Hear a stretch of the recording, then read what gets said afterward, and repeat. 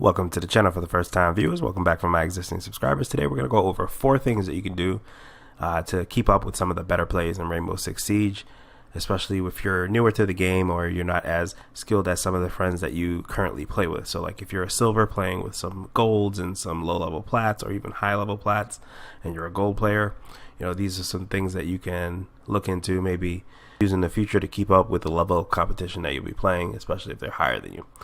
So the first thing I want to talk about is this. I want to talk about the pacing. Your pacing is going to be very important because different metas have different paces. In the lower end metas, you usually have like the 2 very end extremes. You have people that wait till the last 2 seconds to push, and then you have people that rush because they really don't care about winning or losing, or some of them are just trying to purposely derank, and some of them that's just how they want to play the game. But it lends to the idea that, you know, sometimes a high level player will go to a low level meta and not do as well as when they're playing against better players. So you have to match your pacing. If you're a lower level player playing against high level players, you have to understand that moving at the wrong time could get you killed. Moving too slow or sitting in a spot too long is going to get you killed. You know, just different things like that. That's when you get those kills and those deaths based off of timing. And we all have those moments where, you know, you're going around the map and you get a couple kills and you're like, oh damn, that was good timing. And we have the other moments where you literally peek the same spot for 100 years, and the moment you move, you get headshot. So that's bad timing. So these are some of the things that you can look into as far as pacing to help you out in some of these situations when you're playing against better players. The next thing that you're going to need to look into is going to be making more heads up plays. I'm not talking about making like these crazy aces and clutches that you see in the highlight reels, but just heads up plays. So for instance, this guy right here on the left is downed. He ended up getting shot by Glass, told me exactly where Glass was. Another teammate was roaming and I knew somebody was in VIP. So what I did was I just sat there and I waited for the VIP to push me while listening for the rappel, because Glass would have to rappel in. I hear Glass rappel, immediately get him, because you're very vulnerable when rappelling, and start to pretty much be the aggressor for VIP. Now I'm getting in a situation where I'm getting pinched because it's just me, one person in front, one person behind, and from the recon I heard the goo mine go off behind me, and you can see that there's Capcan trap set up. So one dude steps on a Capcan, I finish him off, turn around, the other guy literally dies to the Capcan trap. So it was just one of the situations where everything worked out. But that was a heads up play. I used what I had as far as information and what my teammate was telling me that was down on the bed to pretty much make a educated decision.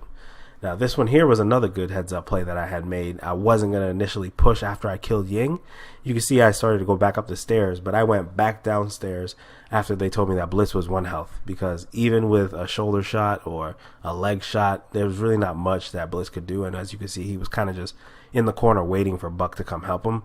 But I got to him first, so ended up getting that extra kill right there and then going back upstairs. So be ready to make more heads up plays and use intel in a different way than when you're in a lower meta or playing with just your friends that aren't as highly ranked, because these are the type of things that you'll come across. And a lot of times, you know, if you're on the other end of the heads up play, there's really not much you can do except be like, yo, nice play. You know what I mean? Because they pretty much had your number the entire time. Now this next tip I've touched base on in the first step, and that was to work on your movement. And what I mean by that is to not sit in the same area for too long and try to be in unpredictable areas, so that the people that are scanning the rooms, like the higher level players that scan rooms very quickly, they typically go to the most common spots. Like right here, I'm in a corner laying down. It's a not the most common spot, but for the bomb to be right there, usually you wouldn't expect somebody to be in a corner just waiting for you to turn the corner and have a one-on-one gunfight face to face.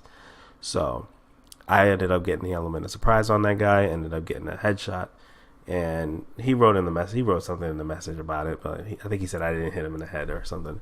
But he was just salty because I literally outplayed him. But the second thing is, as far as anticipating your enemy's movements, sometimes you'll lose this until you get a higher level of map awareness and just become better at the game overall. But you have to predict where they're going to go sometimes, because you're going to have to flank people, you're going to have to cut people off, especially if you're roaming. And if you're anchoring, you have to know where their sounds are coming from so that you can move around and be in better position for the next gunfight. The other thing about movement is, if you're a roamer then you definitely want to make sure that you stay on the go, but have kind of like a zone that you're working that you can maintain full control of. So I wouldn't go more than like 1 or 2 rooms as far as like a zone. But let's say, for instance, you're in room A and room B has, a rotation hole for you to get in and out of. You want to make sure that all the entrances to both of those rooms are easily accessible to you, but somebody can't stand at a doorway easily and just kind of pick you off while you're holding it down. And if you end up, like, let's say for instance, you go somewhere and there's a drone rolling around, you definitely don't want to be that person that gets stuck in only one square room and you can't get out, and now somebody's droning you and they use a lion scan, and now you're getting like fused, or you get a buck shotgun from underneath or from above, and now you're just in a worse situation than ever before. So be aware of where you're moving to, think about where the enemy is going and try to cut them off and maneuver ahead of them. And then if you end up getting droned, then you got to make sure that you have an escape plan, a solid plan that gets you out of harm's way. Or if you're ready for the gunfight because you've set yourself up for, different kill holes or murder holes and different traps that you have set up, then go ahead and get ready for that fight to come. The final tip is going to be one of the most important ones. It's going to be about angling. Holding your tight angles like you saw in the last clip that I had with Jaeger is going to make the world of difference, because the less of you that the enemy has to shoot at, the better you are equipped to win that gunfight. Vice versa. The more of you that's available to the opponent to shoot at, the easier it is going to be for them to land that one lucky headshot. So when you go and try to hold your corners, just be aware that, just kind of be aware of what's around you. Know what's open, what's closed, where, like right here, I knew that they were in this hallway, and for him to cross in front of me, I'd have a fair shot. This mirror pushed and didn't expect for me to be in that position of laying down. And my Claymore let me down here, by the way, twice. But they just weren't ready for me to be in that specific position in the room. They thought I'd be in the window. So essentially, we ended up winning the round because I got the quick plant off, and then they just never expected me to be at that angle. So check your angles.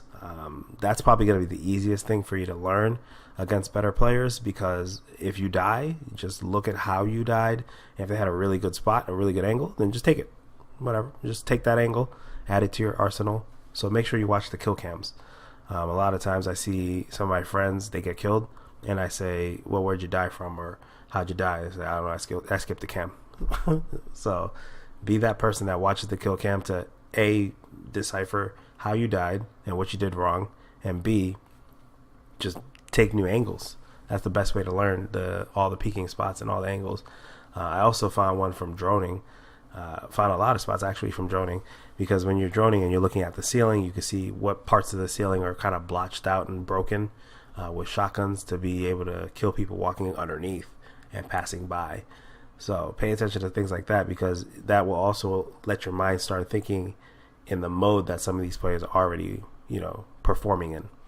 And any other tips that you guys may have for surviving as better players, I welcome them in the comment section. I'll pin the best one, and I look forward to having a conversation with you guys down there.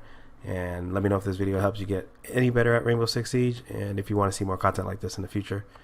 You guys be easy, and I will catch you in the next video.